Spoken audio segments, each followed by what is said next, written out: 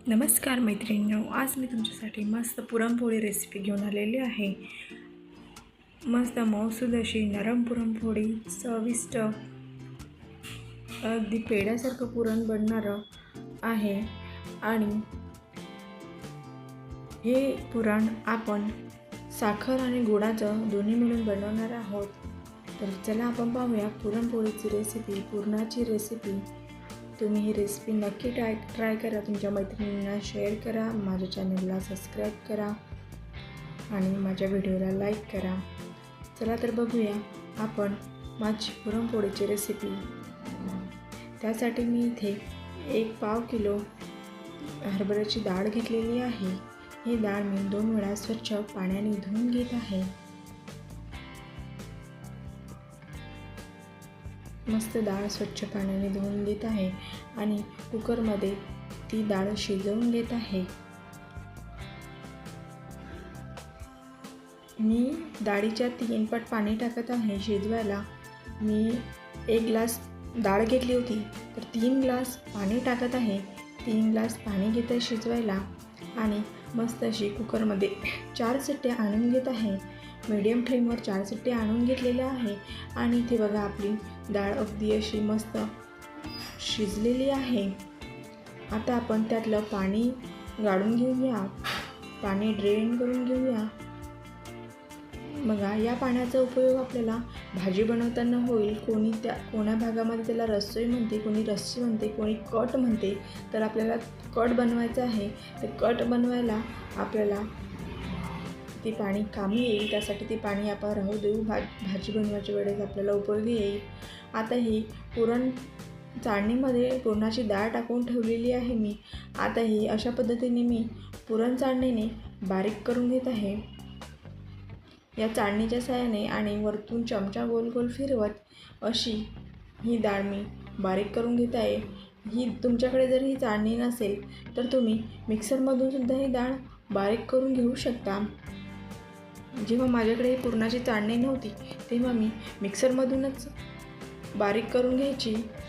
बघा अशा पद्धतीने खाली पुरण गळते।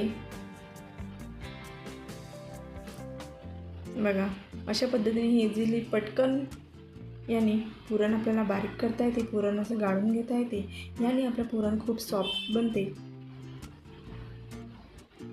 गाळून घेतल्यामुळे बघा मस्तच असं नरम पुरण आपलं पुरणाची डाळ शिजलेली हे आपल्याला इथे मिळते। आता हे आपण गॅसवर ठेवूया आणि गॅसवर 15 ते 20 मिनिट असंच या डाळीचं पाणी आपल्याला आटवून घ्यायचं आहे। यात पाणी राहायला नको, अशा प्रकारे हे 10 ते 15 मिनिट आपण नुसती ही डाळ, बारीक केलेली डाळ शिजवून घेऊया आणि हे आपल्याला असं कंटिन्यू हलवत राहायचं आहे। आपली डाळ कढईला लागायला नको, ही आपल्याला अशी हलवत राहायची आहे। यामध्ये आपण आता साखर टाकून घेणार आहे। यामध्ये 1/2 किलो डाळ होती त्यामुळे मी जेवढ्याला तेवढी साखर टाकते। 1/2 किलो डाळ होती त्यामुळे मी इथे 1/2 किलो साखर टाकून घेत आहे। बघा इथे मी 1/2 किलो साखर टाकल्यानंतर परत आपली डाळ मेल्ट व्हायला सुरुवात झाली आहे, कारण साखरेचं पाणी होते आणि त्यानंतर परत डाळ मेल्ट होते। आता आपण 1 वाटी गूळ टाकून घेणार आहे। मी इथे गूळ आणि साखरेचं पुरण बनवत आहे। गूळ मस्त असा खिसून घ्यायचा आहे आणि खिसून आपल्याला 1 वाटी गूळ टाकायचा आहे। गुळामुळे पुरणाला खूप छान चव येते। तुम्ही ही ट्रिक नक्की यूज करा। बघा तुमचं पुरण खूप स्वादिष्ट आणि तुमच्या पुरणाला खूप छान रंगसुद्धा येईल आणि टेस्ट पण पुरणाची खूप छान होईल।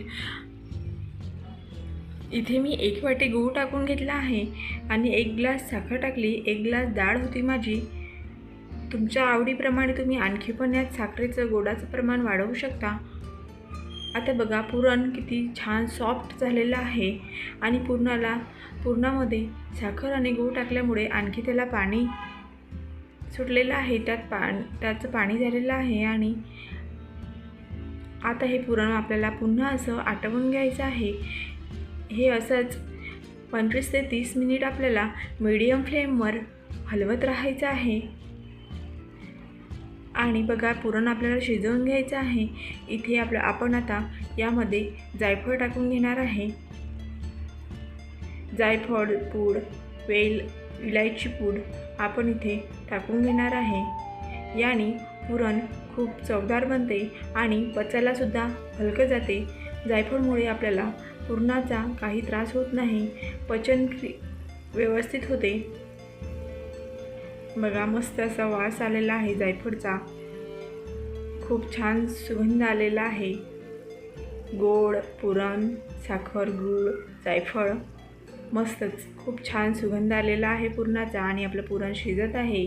आणि बघा आपल्या पुरणाला घट्टपणा यायला सुरुवात झाली आहे। असंच घट्ट पुरण आपलं होईपर्यंत आपल्याला हलवत राहायचं आहे। ऑलमोस्ट आपलं पुरण बनून तयार झालेलं आहे। आता आपण गॅस बंद करून ठेवूया आणि एवढी कन्सिस्टन्सी असतानाच आपल्याला गॅस बंद करायचा आहे, कारण थंड झाल्यानंतर पुरणाला आणखी घट्टपणा येतो आणि पुरण घट्ट व्हायला सुरुवात होते। त्यामुळे एवढं पातळ असतानाच आपल्याला गॅस बंद करायचा आहे, कारण थंड झाल्यानंतर आपलं पुरण आपोआप घट्ट होईल। त्यामुळे आपण इथे गॅस बंद करून ठेवणार आहोत आणि पुरण थंड व्हायला ठेवणार आहोत। बघा मस्त आपलं पुरण झालेलं आहे, रंग पण छान आलेला आहे आणि वास पण खूप छान येत आहे पुरणाचा। जायफळचा, वेलची पूडचा वास खूप छान येत आहे। आता बघा थंड झाल्यानंतर आपलं पुरण किती घट्ट झालेलं आहे आणि आपली कन्सिस्टन्सी कशी होती। आपण जेव्हा गॅस बंद केला आणि पुरण थंड करायला ठेवलं तेव्हा किती पातळ होती आणि आता आपलं पुरण घट्ट झालेलं आहे आणि थंडसुद्धा झालेलं आहे। आता आपण पोळी बनवायला सुरुवात करणार आहे। बघा इथे मी छान अशी पोळीसाठी अर्धा तास आधीच कणिक मळून ठेवली होती, गव्हाचं पीठ मळून ठेवलेलं होतं। आता आपण मस्त त्याची पुरणपोळी बनवून घेणार आहे। आता आपली पुरणपोळीची कणिक जी आहे ती छान मुरलेली आहे, त्याचा आपण गोळा बनवून घेणार आहे आणि त्यात पुरण भरून पोळी बनवून घेणार आहे। पुरणपोळी बनवताना प्रत्येकाची पद्धत, प्रत्येक भागातली पद्धत पुरणपोळीची वेगवेगळी असते। मी अशा पद्धतीने पुरणपोळी बनवते। तर आपण यात मस्त असा मोठा पुरणाचा गोळा घ्यायचा आहे आणि तो असाच ठेवून त्यावर पोळीने कवर करून घ्यायचा आहे। कणकेच्या पोळीने कवर करून घ्यायचं आहे आणि चाकूच्या साहाय्याने किंवा ग्लासच्या साहाय्याने आपल्याला हे आजूबाजू कट करून घ्यायचं आहे आणि ह्याचे काठ व्यवस्थित दाबून घ्यायचे आहे। या काठातून पुरण बाहेर यायला नको। जेव्हा पोळी लाटतो आपण तेव्हा हे पुरण बाहेर यायला नको, म्हणून आपण व्यवस्थित बनवून घेणार आहे आणि दाबून घेणार आहे। आणि आता आपण पोळी लाटून घेणार आहे। बघा मस्त अशी आपली पुरणपोळी बनत आहे। बघा हलक्या हाताने आपल्याला पुरणपोळी लाटायची आहे, काठ लाटून घ्यायचे आहे व्यवस्थित, नाहीतर बघा काठ आपले जाडच राहतात। माझे पोळीमध्ये पुरण सगळ्या प्रकारे सर्व बाजूनी एकसारखं लागलेलं आहे, कुठं कमी कुठं जास्त, आणि काठावर पुरण नसते बरंच पुरणपोळीचं। तर बघा इथे काठावर सुद्धा माझं पुरण आलेलं आहे, काठापर्यंत माझं पुरण भरलेलं आहे। बघा अशा प्रकारे पुरणपोळी बनवून तयार आहे। हिला मस्त तूप टाकून शेकून घ्यायचं आहे। इथे आता मी तूप सोडून घेणार आहे। आपल्या आवडीप्रमाणे तूप किंवा तेल, पण शक्यतोवर मी इथे तुपाचा यूज करते आणि तुम्ही पण तुपाचाच यूज करा। तुपाने आपल्या पुरणपोळी खूप छान लागते, चव पण छान येते पुरणपोळीला। इथे बघा मी दोन्ही बाजूनी तूप मस्त लावून पोळी शेकून घेत आहे। बघा मस्त अशी माझी पुरणपोळी टम्म फुगलेली आहे आणि ही खाण्यासाठी तयार आहे। आता श्रावण महिना आहे, श्रावण महिन्यामध्ये आपल्याला पुरणपोळी 2-4 वेळा तर आपलं बनवून होतेच होते।